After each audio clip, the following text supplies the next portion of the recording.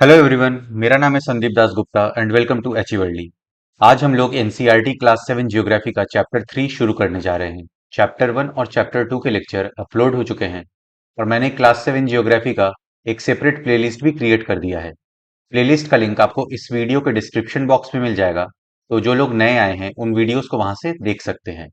मैं पढ़ाते हुए इंपॉर्टेंट पॉइंट्स को स्टार मार्क करता हुआ चलूंगा, तो अगर आप बुक्स से पढ़ रहे हैं तो आप भी उन पॉइंट्स को स्टार मार्क कर लीजिएगा, या फिर अगर आप नोट्स बना रहे हैं तो अपने नोट्स में उन पॉइंट्स को लिख लीजिएगा, क्योंकि वहां से क्वेश्चन आने के चांसेस बहुत ज्यादा होते हैं।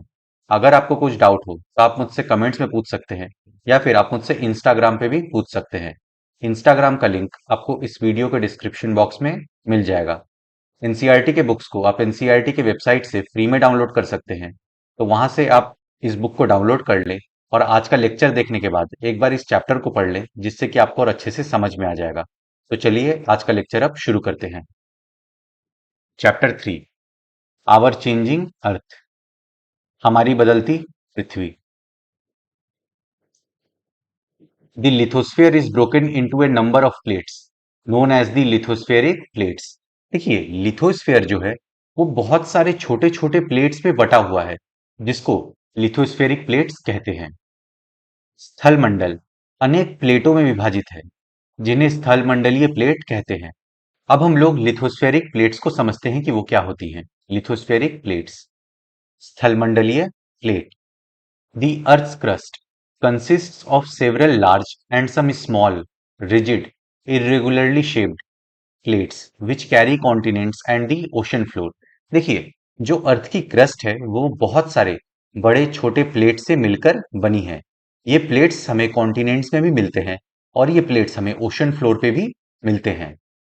भूपर्पटी में अनेक बड़ी एवं कुछ छोटी कठोर असमान आकार की प्लेटें होती हैं, जिन पर महाद्वीप एवं महासागर की सतहें टिकी हैं। देखिए, क्लास 7 जियोग्राफी की बुक में बस इतना ही दिया हुआ है, लेकिन इसको थोड़ा और समझते हैं ताकि आगे के कंसेप्ट्स अच्छे से समझ में आ सके। हम लोगों ने चैप्टर 2 में अर्थ के लेयर्स के बारे में पढ़ा था।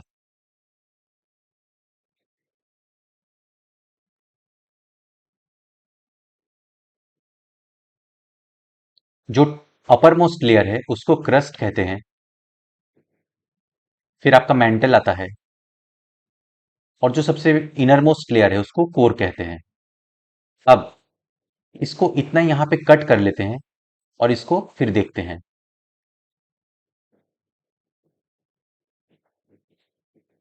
तो ये हमें कुछ ऐसा दिखेगा।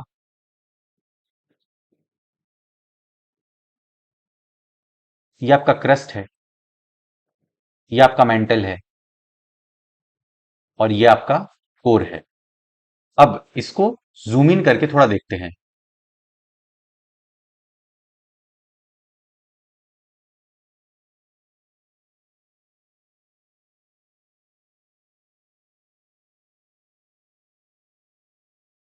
मान लीजिए आपका कॉन्टिनेंटल क्रस्ट है और इधर आपका ओशनिक क्रस्ट है। ये आपका पूरा क्रस्ट हो गया। ये आपका आउटर मेंटल हो गया। ये आपका इनर मेंटल हो गया। ये आपका आउटर कोर हो गया, और ये आपका इनर कोर हो गया। अब हमें आज के चैप्टर में बस यहां से लेके आउटर मेंटल तक की जरूरत है। तो इतना पोर्शन यहां से हम लोग कट कर लेते हैं और इसको फिर समझते हैं। बाकी पोर्शन को आगे आने वाले क्लासेस में समझेंगे।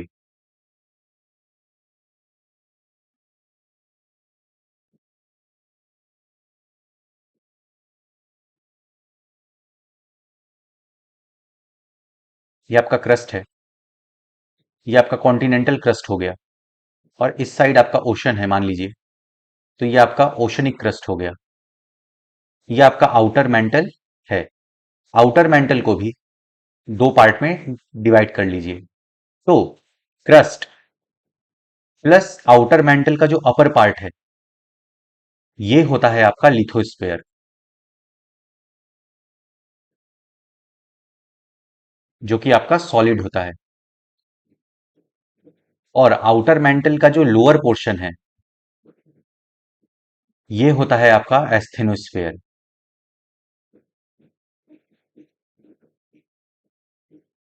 जो कि आपका सेमी सॉलिड होता है।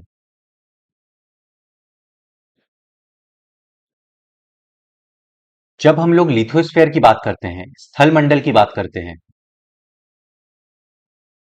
तो हमारे पास आता है क्रस्ट। और कौन सा crust? Continental plus oceanic crust. और इसके साथ आता है हमारा upper part of outer mental. मतलब कि लिथोस्फेयर में आपका कॉन्टिनेंटल प्लस ओशनिक क्रस्ट होता है और उसके साथ साथ आउटर मेंटल का अपर पार्ट होता है। तो इसी को हम लोग लिथोस्फेयर स्थलमंडल कहते हैं। जब हम लोग एस्थेनोस्फेयर की बात करते हैं, तो इस एस्थेनोस्फेयर में आता है आपका lower part of outer mental. ये हो गया। अब यहां पे एक एग्जाम्पल समझते हैं। मान लीजिए आपके पास एक कंटेनर है और इसमें पानी भरा हुआ है। अगर आप इस पे बर्फ के टुकड़े को डालेंगे, तो ये बर्फ का टुकड़ा इस पानी पे फ्लोट करेगा, तैरेगा। क्यों? क्योंकि पानी का जो डेंसिटी है, जो घनत्व है, वो आपका 1 ग्राम पर सेंटीमीटर क्यूब होता है।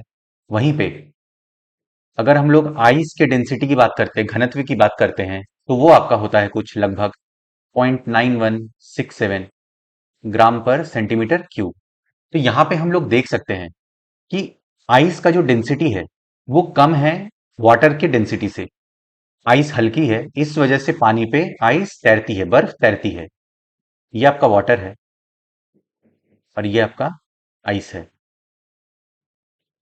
ठीक इसी तरीके से मान लीजिए ये आपका कोई लिथोस्फेरिक प्लेट है और उसके नीचे ये आपका लिथोस्फेरिक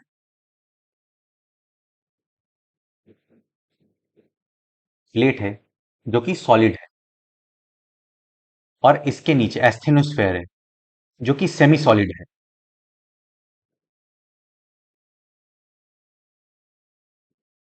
और ये आपका है asthenosphere.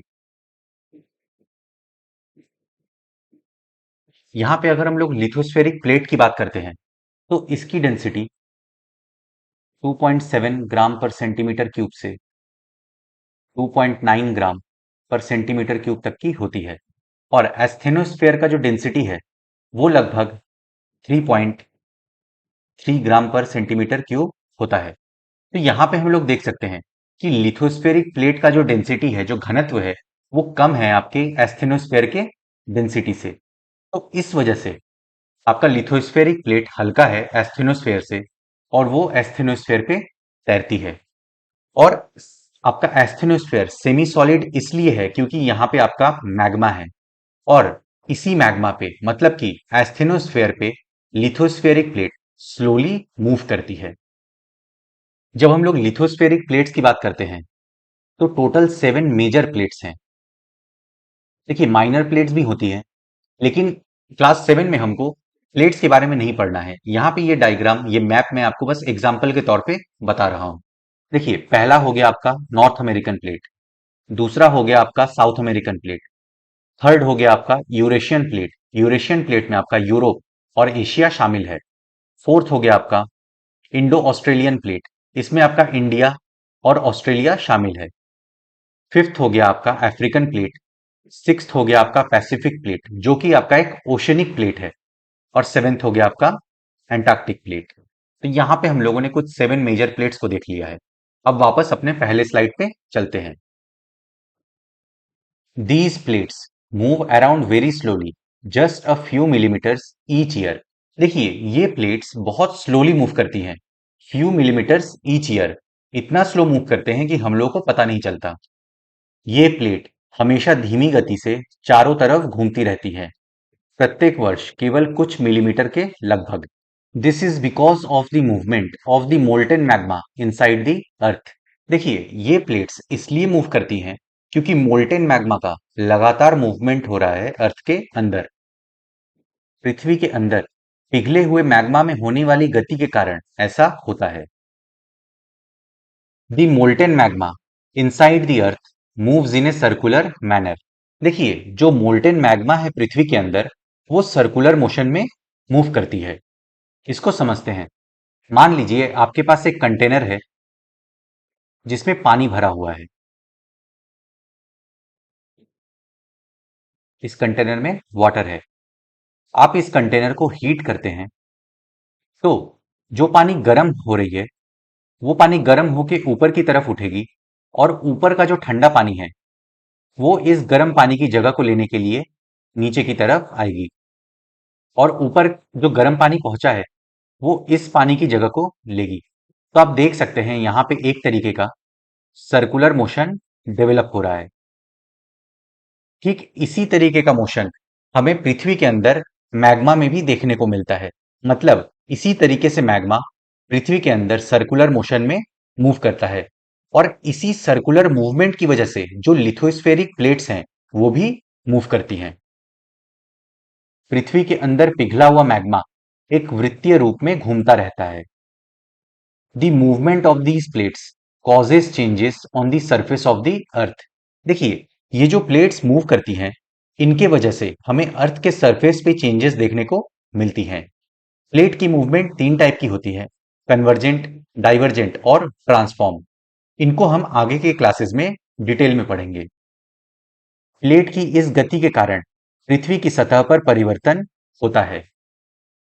The earth movements are divided on the basis of the forces which causes them। देखिए, ये जो मूवमेंट्स हो रही हैं प्लेट्स की, ये पृथ्वी पर लग रहे फोर्सेस के बेसिस पर डिवाइड की गई हैं। पृथ्वी की गति को उन बलों के आधार पर विभाजित किया गया है जिनके कारण ये गतियां उत्पन्न होती हैं। The forces which act in the interior of the earth are called as endogenic forces, and the forces that work on the surface of the earth are called as exogenic forces। देखिए, जो forces पृथ्वी के अंदर लग रही हैं उन्हें endogenic forces कहा जाता है। एंडोजेनिक फोर्सेस को हिंदी में अंतर्जनित बल कहते हैं और जो फोर्सेस अर्थ के सरफेस पे लग रही हैं उनको एक्सोजेनिक फोर्सेस कहा जाता है।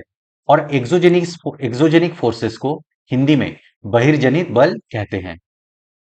जो बल पृथ्वी के आंतरिक भाग में घटित होते हैं उन्हें अंतर्जनित बल कहते हैं, एवं जो बल पृथ्वी की सतह पर उत्पन्न होते हैं उन्हें बहिर्जनित बल कहते हैं।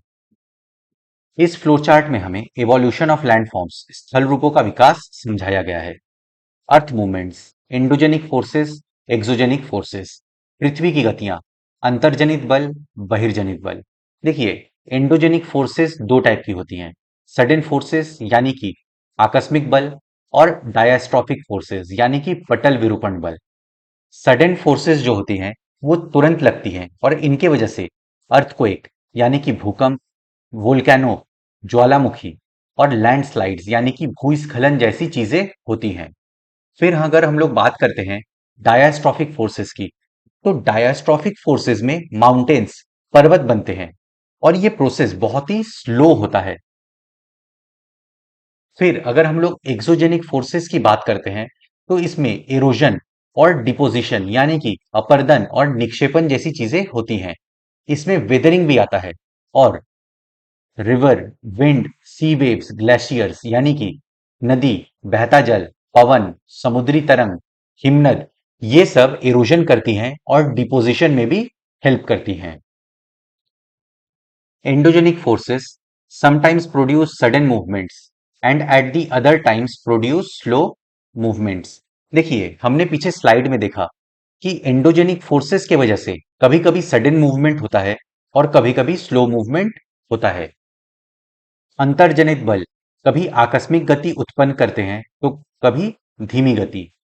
Sudden movements like earthquakes and volcanoes cause mass destruction over the surface of the earth. देखिए, सडन मूवमेंट जैसे कि अर्थक्वेक्स हो गए, वोल्केनिक एरप्शन हो गया, बहुत ज्यादा जान माल को नुकसान पहुंचाते हैं। भूकंप एवं ज्वालामुखी जैसी आकस्मिक गति के कारण पृथ्वी की सतह पर अत्यधिक हानि होती है। और volcano is a vent in the earth's crust through which molten material erupts suddenly. देखिए वोल्केनो एक ओपनिंग होती है अर्थ क्रस्ट पे, जिसमें से मोल्टेन मटेरियल बाहर आता है, मतलब कि मोल्टेन मैग्मा जो है वो बाहर की तरफ आता है। और जब वो बाहर आ जाता है तो मोल्टेन मैग्मा को तब हम लोग लावा के नाम से जानते हैं। ज्वालामुखी भूपर्पटी पर खुला एक ऐसा छिद्र होता है जिससे पिघले हुए पदार्थ अचानक निकलते हैं। देखिए इस डायग्राम में हमें वोल्केनो एक ज्वालामुखी को दिखाया गया है। ये रहा आपका मैग्मा चेंबर जो कि मेंटल में है। ये मोल्टेन मैग्मा वेंट के थ्रू ऊपर की तरफ जाता है और क्रेटर से बाहर आता है। जब ये मोल्टेन मैग्मा बाहर की तरफ आ जाता है तो उसको लावा कहते हैं। और ये लावा के साथ गैसेस और ऐश भी बाहर आते हैं। और जब ये मोल्टेन मैग्मा ऊपर की ओर जाता है तो ये क्रस्ट को फोड़ते हुए बाहर निकलता है। Similarly, when the lithospheric plate moves, the surface of the earth vibrates। देखिए जब लिथोस्फेरिक प्लेट्स मूव करती हैं और आपस में टकराती हैं तो इन्हीं से भूकंप अर्थक्वेक की उत्पत्ति होती है और पृथ्वी की सतह वाइब्रेट करती है। इसी प्रकार स्थलमंडलीय प्लेटों के गति करने पर पृथ्वी की सतह पर कंपन होता है। The vibration can travel all round the earth. देखिए ये वाइब्रेशन पृथ्वी के चारों ओर ट्रेवल कर सकता है। ये कंपन पृथ्वी के चारों ओर गति कर सकता है। These vibrations are called earthquakes. इन्हीं वाइब्रेशंस को अर्थक्वेक कहते हैं। इस कंपन को भूकंप कहते हैं। The place in the crust where the movement starts is called the focus. देखिए वो पॉइंट जहां पे भूकंप आता है, जहां से मूवमेंट स्टार्ट होता है, उस पॉइंट को फोकस कहते हैं। हिंदी में इसे उद्गम केंद्र कहते हैं। देखिए इस पॉइंट को आप स्टार मार्क कर लीजिए क्योंकि ये आपसे क्वेश्चन में पूछा जा सकता है। भूपर्पटी के नीचे वो स्थान जहां कंपन आरंभ होता है उद्गम केंद्र कहलाता है। The place on the surface above the focus is called the epicentre. मान लीजिए ये अर्थ है और इस पॉइंट पे आपका अर्थक्वेक ओरिजिनेट हुआ है, तो इस पॉइंट को फोकस कहते हैं, उद्गम केंद्र कहते हैं। इस पॉइंट के वर्टिकली अबव मतलब 90 डिग्री पे जो पॉइंट होगा उस पॉइंट को एपिसेंटर कहते हैं। हिंदी में इसे अधिकेंद्र कहते हैं। और एपिसेंटर पे भूकंप सबसे पहले और सबसे तेज महसूस होता है। उद्गम केंद्र के भू सतह पर उसके निकटतम स्थान को अधिकेंद्र कहते हैं। Vibrations travel outwards from the epicentre as waves. देखिए एपिसेंटर पे पहुंचने के बाद ये वाइब्रेशंस हर डायरेक्शन में मूव करती है वेव्स के फॉर्म में। मान लीजिए इस फोकस पे अर्थक्वेक ओरिजिनेट हुआ और ये सबसे पहले एपिसेंटर पे पहुंचा। फिर एपिसेंटर पे पहुंचने के बाद ये हर डायरेक्शन में वेव्स के फॉर्म में मूव करती है, ट्रेवल करती है। अधिकेंद्र से कंपन बाहर की ओर तरंगों के रूप में गमन करती है। Greatest damage is usually closest to the epicenter and the strength of the earthquake decreases away from the center। देखिए सबसे ज्यादा डैमेज एपिसेंटर पे ही होता है और उसके बाद एपिसेंटर से जैसे जैसे दूर जाते जाएंगे अर्थक्वेक का स्ट्रेंथ, भूकंप की तीव्रता कम होती जाएगी। अधिकेंद्र के निकटतम भाग में सर्वाधिक हानि होती है एवं अधिकेंद्र से दूरी बढ़ने के साथ भूकंप की तीव्रता धीरे धीरे कम होती जाती है। मतलब इस एपिसेंटर के पास में सबसे ज्यादा डैमेज होगा और हम लोग इस एपिसेंटर से जैसे जैसे दूर जाते जाएंगे डैमेज और भूकंप की जो तीव्रता है वो भी कम होती जाएगी। इस डायग्राम में हमें अर्थक्वेक के ओरिजिन, भूकंप की उत्पत्ति के बारे में दिखाया गया है। ये रहा आपका फोकस। यहाँ पे अर्थक्वेक ओरिजिनेट होगा और यहीं से सीस्मिक एनर्जी निकलेगी। फोकस पे अर्थक्वेक ओरिजिनेट होने के बाद ये सबसे पहले पहुंचेगी एपिसेंटर पे, मतलब कि अधिकेंद्र पे, जहां पे कि सबसे ज्यादा डैमेज होगा और भूकंप की तीव्रता सबसे ज्यादा एपिसेंटर पे ही महसूस होगी। फिर एपिसेंटर पे पहुंचने के बाद ये भूकंप वेव्स के फॉर्म में चारों ओर फैल जाएंगी। तो यहाँ पे इस डायग्राम में हम लोगों ने अर्थक्वेक को समझ लिया है। अब आगे चलते हैं। डू यू नो, क्या आप जानते हैं, there are 3 types of earthquake waves. भूकंपीय तरंगे 3 प्रकार की होती हैं। पी वेव्स और लॉन्गिट्यूडनल वेव्स, पी तरंगे अथवा अनुदैर्ध्य तरंगे, एस वेव्स और ट्रांसवर्स वेव्स, एस तरंगे अथवा अनुप्रस्थ तरंगे, एल वेव्स और सरफेस वेव्स, एल तरंगे अथवा पृष्ठीय तरंगे। इनके बारे में हम लोग डिटेल में आगे आने वाली क्लासेस में पढ़ेंगे। Although earthquakes cannot be predicted, the impact can certainly be minimized if we are prepared beforehand. देखिए, अर्थक्वेक को प्रेडिक्ट नहीं किया जा सकता, लेकिन अगर हम तैयार रहें तो इम्पैक्ट को मिनिमाइज कर सकते हैं।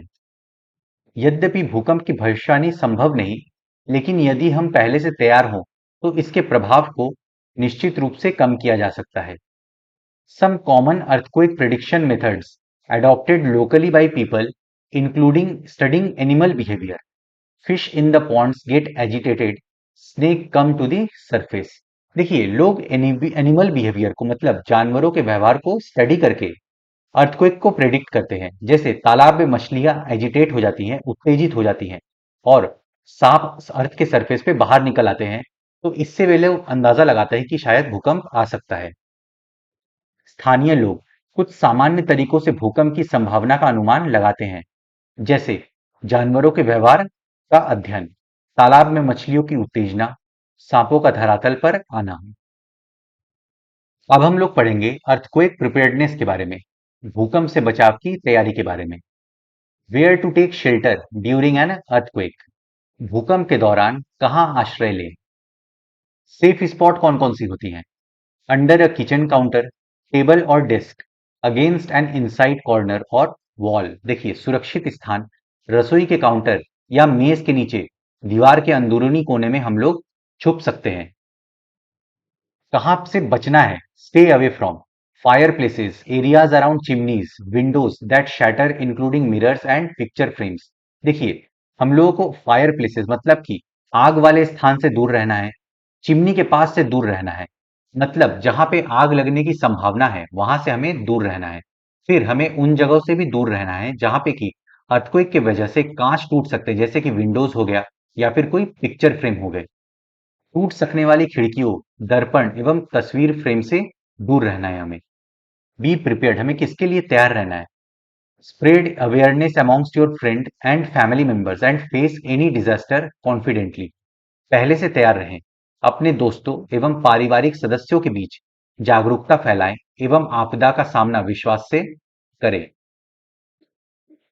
डू यू नो, क्या आप जानते हैं? An earthquake is measured with a machine called a seismograph. देखिए, अर्थक्वेक को मेजर करने के मशीन को सीस्मोग्राफ, भूकंप लेखी कहते हैं। भूकंप का मापन एक यंत्र से किया जाता है जिसे भूकंप लेखी कहते हैं। The magnitude of the earthquake is measured on the Richter scale. देखिए, अर्थक्वेक के मैग्नीट्यूड को, तीव्रता को रिक्टर स्केल पे मेजर करते हैं। भूकंप की तीव्रता रिक्टर स्केल पर मापी जाती है। एन अर्थक्वेक ऑफ 2 और less can be felt only a little. जिस भूकंप की तीव्रता 2.0 अथवा उससे कम होती है उसका प्रभाव नहीं के बराबर होता है। An earthquake over 5.0 can cause damage from things falling. जिस भूकंप की तीव्रता 5.0 होती है वो वस्तुओं के गिरने से क्षति पहुंचा सकता है। A 6.0 or higher magnitude is considered very strong and 7.0 is classified as a major earthquake. देखिए, अगर रिक्टर स्केल पे 6 से ज्यादा के मैग्नीट्यूड का अगर अर्थक्वेक आया है तो उसको बहुत ही स्ट्रॉन्ग अर्थक्वेक माना जाता है, और अगर 7.0 से आया है तो वो मेजर अर्थक्वेक माना जाता है। जिस भूकंप की तीव्रता 6.0 अथवा उससे अधिक होती है वो बहुत शक्तिशाली, और जिसकी तीव्रता 7.0 अथवा अधिक होती है वो सर्वाधिक शक्तिशाली समझा जाता है। अब जो हमारा नेक्स्ट टॉपिक है वो है मेजर लैंडफॉर्म्स, मुख्य स्थलाकृतियां। The landscape is being continuously worn away by two processes, weathering and erosion.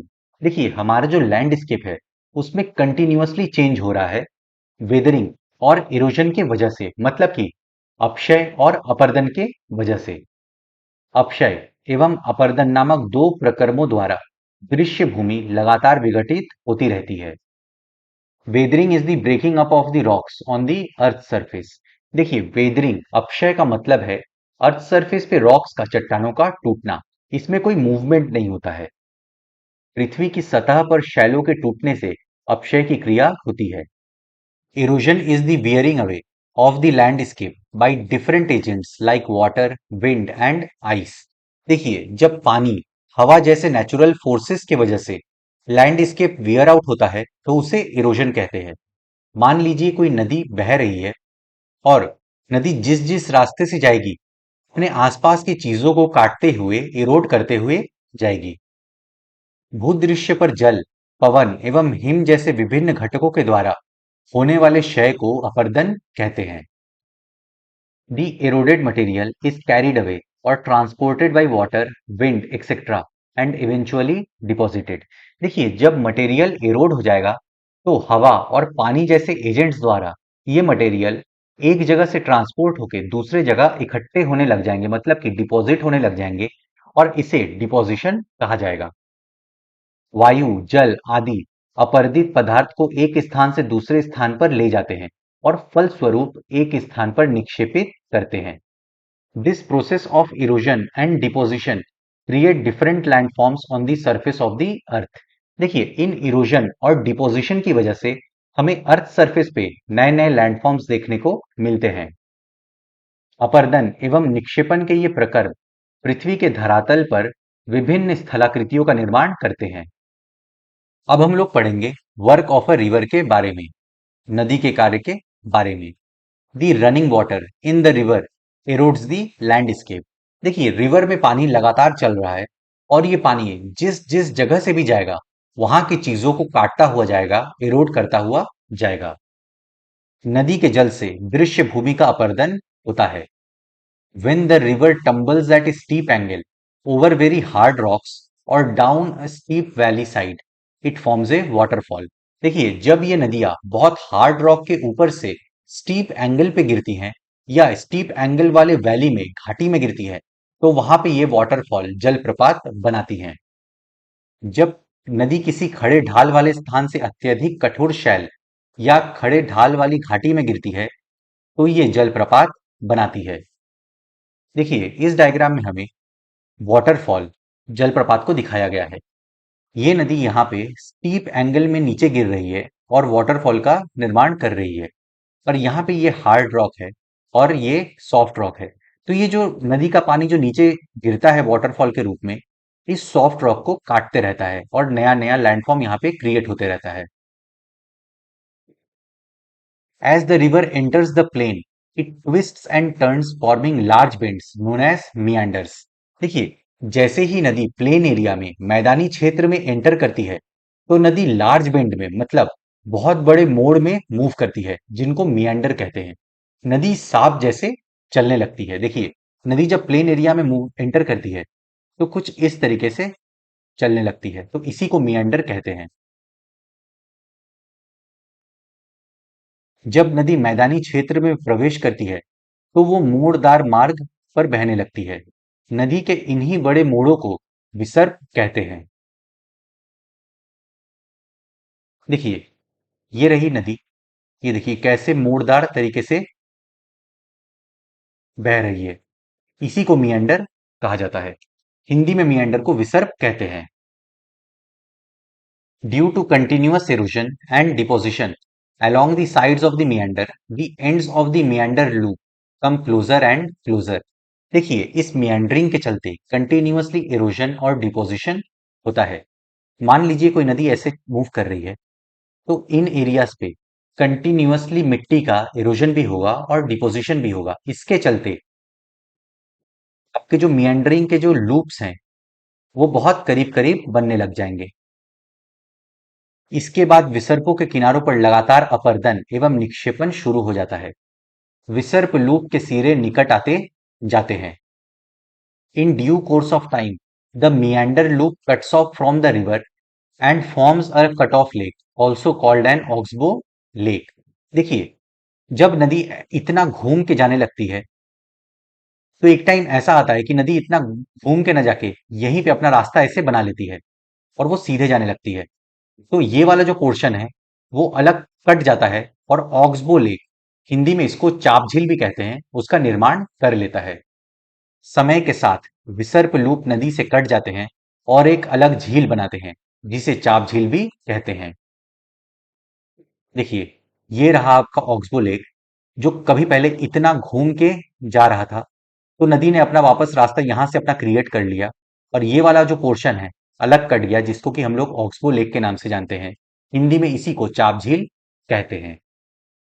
Eight times the river overflows its banks. देखिए, कभी कभी नदी में बहुत ज्यादा पानी होता है, और जब ऐसा होता है तो पानी ओवरफ्लो करने लग जाता है। कभी कभी नदी अपने तटों से बाहर बहने लगती है। This leads to the flooding of the neighbouring areas. जब ऐसा होता है तो आसपास के इलाकों में बाढ़ आ जाता है। फलस्वरूप निकटवर्ती क्षेत्रों में बाढ़ आ जाती है। As it floods, it deposits layers of fine soil and other material called sediments along its banks. देखिए, जब बाढ़ आता है तो नदी मिट्टी और दूसरे मटेरियल्स, जिनको कि सेडिमेंट्स अवसाद कहते हैं, उनको डिपॉजिट करती है अपने बैंक्स पे, तट पे। मतलब रिवर अपने रिवर बैंक पे इन सेडिमेंट्स को डिपॉजिट कर देती है। बाढ़ के कारण नदी के तटों के निक्षेपण करती है। ऐसी मिट्टी एवं पदार्थों को अवसाद कहते हैं। This leads to the formation of a flat fertile flood plain. इससे समतल उपजाऊ बाढ़कृत मैदान का निर्माण होता है। देखिए, ये जो सेडिमेंट्स रिवर डिपॉजिट कर रही है, इससे फ्लड प्लेन बनेंगी। देखिए, इस डायग्राम में देखते हैं। ये रहा आपका फ्लड प्लेन, ये रहा आपका बाढ़ का मैदान। देखिए, ये एरिया आपका फ्लड प्लेन है, क्योंकि इन क्षेत्रों में पानी पहुंच सकता है। मतलब पानी अगर ओवरफ्लो हुआ इस नदी से, तो इस एरिया तक ये पहुंच सकता है। जहां तक नदी फैल सकती है, उसे बाढ़ का मैदान कहते हैं। The raised banks are called levees. देखिए, नदी जहां बहती है वो नीचे बहती है। उसके पास के स्ट्रक्चर्स थोड़े ऊपर बने होते हैं, उन्हें लीव्स कहते हैं, मतलब कि तटबंध कहते हैं। नदी के उत्थित तटों को तटबंध कहते हैं।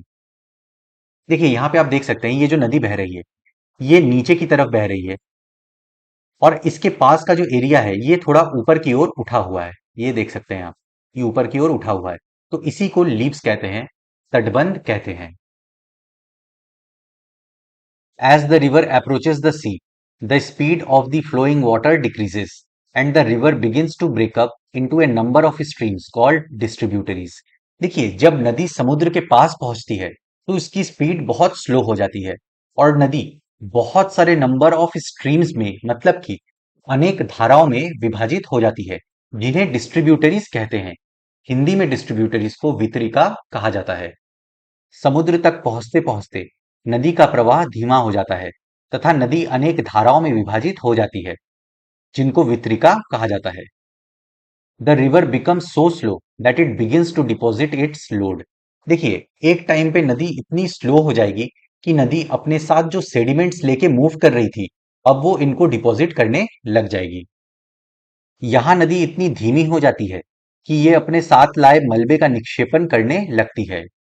Each distributary forms its own mouth. प्रत्येक वितरिका अपने मुहाने का निर्माण करती है। The collection of sediments from all the mouths form A delta. देखिए, इन माउथ्स पे, मतलब कि नदी के मुहानों पे जो सेडिमेंट्स जमा होते हैं, और जब ये सेडिमेंट्स एक लिमिट से ज्यादा डिपॉजिट हो जाएंगे, तो इनके वजह से एक डेल्टा का निर्माण होता है। सभी मुहानों के अवसादों के संग्रह से डेल्टा का निर्माण होता है। देखिए, ये रहा आपका मेन रिवर जो फ्लो हो रही है, मुख्य नदी ये रही आपकी। फिर जब ये समुद्र के पास पहुंचती है, तो ये आप देख सकते हैं बहुत सारे डिस्ट्रीब्यूटरीज में डिवाइड हो रही है। ये रहा आपका डिस्ट्रीब्यूटरी, और यहीं पे आपका जब सेडिमेंट्स जमा होने लग जाता है तो आपका डेल्टा का फॉर्मेशन होता है। डू यू नो, क्या आप जानते हैं, there are thousands of small waterfalls in the world. विश्व में हजारों छोटे छोटे जलप्रपात हैं। The highest waterfall is Angel Falls of Venezuela in South America. सबसे ऊंचा जलप्रपात दक्षिण अमेरिका के वेनेजुएला का एंजल जलप्रपात है। इसको आप स्टार मार्क कर लीजिए। हो सकता है आपसे यूपीएससी में तो नहीं, हो सकता है किसी और एग्जाम में डायरेक्ट क्वेश्चन पूछ ले। The other waterfalls are Niagara Falls, located on the border between Canada and USA in North America, and Victoria Falls on the borders of Zambia and Zimbabwe in Africa. अन्य जलप्रपात उत्तरी America में Canada तथा संयुक्त राज्य America की सीमा पर स्थित नियाग्रा जलप्रपात है और अफ्रीका में जाम्बिया एवं जिम्बाब्वे की सीमा पर स्थित विक्टोरिया जलप्रपात है।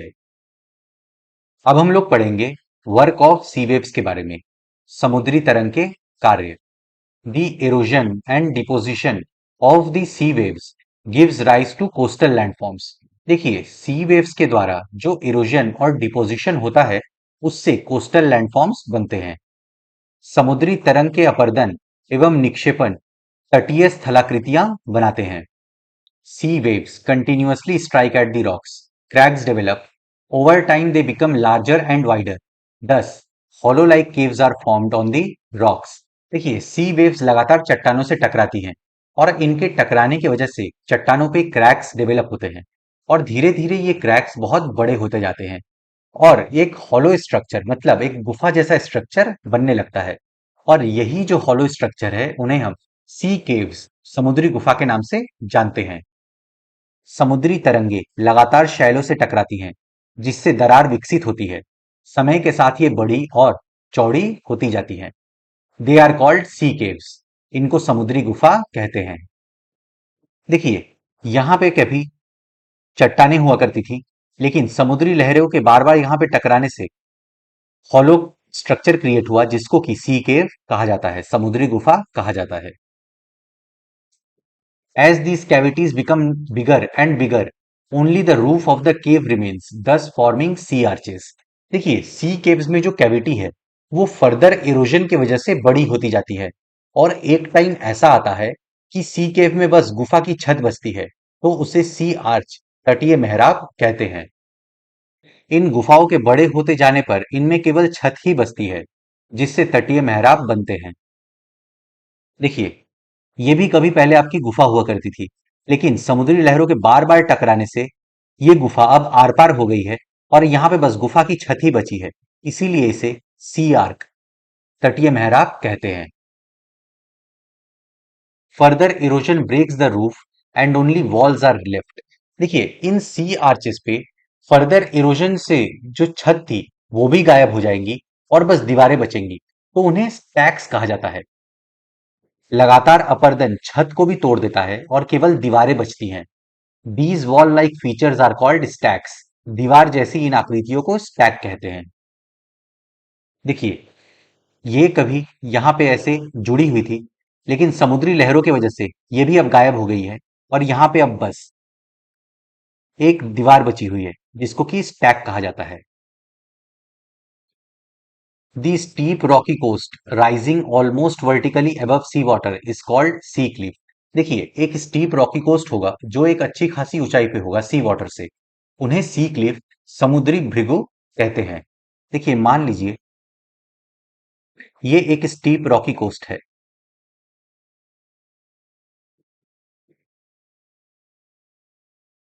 और नीचे समुद्र है, सी है, तो इसी को सी क्लिफ कहते हैं। समुद्री जल के ऊपर लगभग ऊर्ध्वाधर उठे हुए समुद्री तरंगों द्वारा निर्मित स्थलाकृतियां ऊंचे शैलीय तटों को समुद्र भृगु कहते हैं। The sea waves deposit sediments along the shores forming beaches. देखिए, जब सी वेव्स किनारों पर शोर्स पर सेडिमेंट्स को जमा करते हैं तो बीचेस का फॉर्मेशन होता है। आपने सी बीचेस देखे होंगे, तो वो समुद्रों द्वारा बहा के लाया गया सेडिमेंट्स ही है जो किनारों पे जमा हुआ है। समुद्री तरंगे किनारों पर अवसाद जमा कर समुद्री पुलिन का निर्माण करती हैं। अब हम लोग पढ़ेंगे वर्क ऑफ आइस के बारे में, हिमनद के कार्य। Glaciers are rivers of ice which to erode the landscape by bulldozing soil and stones to expose the solid rock below। देखिए, ग्लेशियर्स जो है वो बर्फ की नदियां हैं। ये जो बर्फ आइस होती है ये भी इरोजन करती हैं सॉइल का, स्टोन का, और इस इरोजन से नीचे की सॉलिड रॉक दिखने लगती है। हिमनद अथवा हिमानी बर्फ की नदियां होती हैं। हिमनद अपने नीचे की कठोर चट्टानों से गुलाश्मी मिट्टी और पत्थरों को अपरदित कर देती हैं और गुलाश्मी मिट्टी एवं पत्थरों से भूदृश्य का अपर्दन करती हैं। Glaciers carve out deep hollows there. हिमनद गहरे गर्तों का निर्माण करते हैं। देखिए, इस इमेज में हमें ग्लेशियर्स को दिखाया गया है। As the ice melts, they get filled up with water and become beautiful lakes in the mountains. देखिए, जो गहरे गर्तों का निर्माण हो रहा था, उसमें पहले बर्फ जमा थी। फिर ये जब बर्फ पिघलने लगती है, तो यहाँ पे बहुत ही ब्यूटीफुल लेक्स का निर्माण होता है। पर्वतीय क्षेत्र में बर्फ पिघलने से उन गर्तों में जल भर जाता है और वे सुंदर झील बन जाते हैं। The material carried by the glacier, such as rocks, big and small, sand and silt gets deposited. देखिए, ये ग्लेशियर्स छोटे बड़े रॉक्स, सिल्ट, सैंड सबको डिपॉजिट करते हैं। हिमनद के द्वारा लाए गए पदार्थ जैसे छोटे बड़े शैल, रेत एवं तलछट मिट्टी निक्षेपित होते हैं। These deposits form glacial moraines. देखिए, इन डिपोजिशन से ग्लेशियल मोरेन्स हिमनद हिमोड़ का निर्माण होता है। डिपोजिशन प्रोसेस से आपके ग्लेशियल मोरेन्स बनते हैं।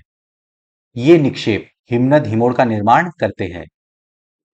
अब हम लोग पढ़ेंगे वर्क ऑफ विंड के बारे में, पवन के कार्य। An active agent of erosion and deposition in the deserts is wind. देखिए, जब हम डिजर्ट की बात करते हैं तो वहां पे इरोजन और डिपोजिशन करने का जो मेन एजेंट है वो विंड होता है। मतलब विंड के द्वारा डिजर्ट में इरोजन और डिपोजिशन होता है मेनली। रेगिस्तान में पवन अपर्दन एवं निक्षेपण का प्रमुख कारक है। In deserts you can see rocks in the shape of mushroom, commonly called mushroom rocks. देखिए, डिजर्ट में हमें मशरूम टाइप की रॉक्स देखने को मिलती हैं, जिन्हें मशरूम रॉक्स कहते हैं। रेगिस्तान में आप छत्रक के आकार के शैल देख सकते हैं, जिन्हें सामान्यतः छत्रक शैल कहते हैं। Winds arrowed the lower section of the rock more than the upper part. देखिए, विंड्स इन रॉक्स के लोअर पोर्शन को ज्यादा एरोड करते हैं अपर पोर्शन की तुलना में। ये कुछ इस प्रकार के दिखते हैं। ये हो गया इनका लोअर पोर्शन, और अपर पोर्शन कुछ इस प्रकार का होता है। इसीलिए इन्हें मशरूम रॉक कहा जाता है। पवन शैल के ऊपरी भाग की अपेक्षा निचले भाग को आसानी से काटती है। Therefore such rocks have narrower base and wider top. इस वजह से लोअर पोर्शन इन रॉक्स का नैरो होता है और अपर पोर्शन वाइडर होता है। इसीलिए ऐसी शैल के आधार संकीर्ण एवं शीर्ष विस्तृत होते हैं। When the wind blows, it lifts and transports sand from one place to another. देखिए, डिजर्ट में जब विंड बहती है तो वो सैंड को एक जगह से दूसरे जगह लेके जाती है।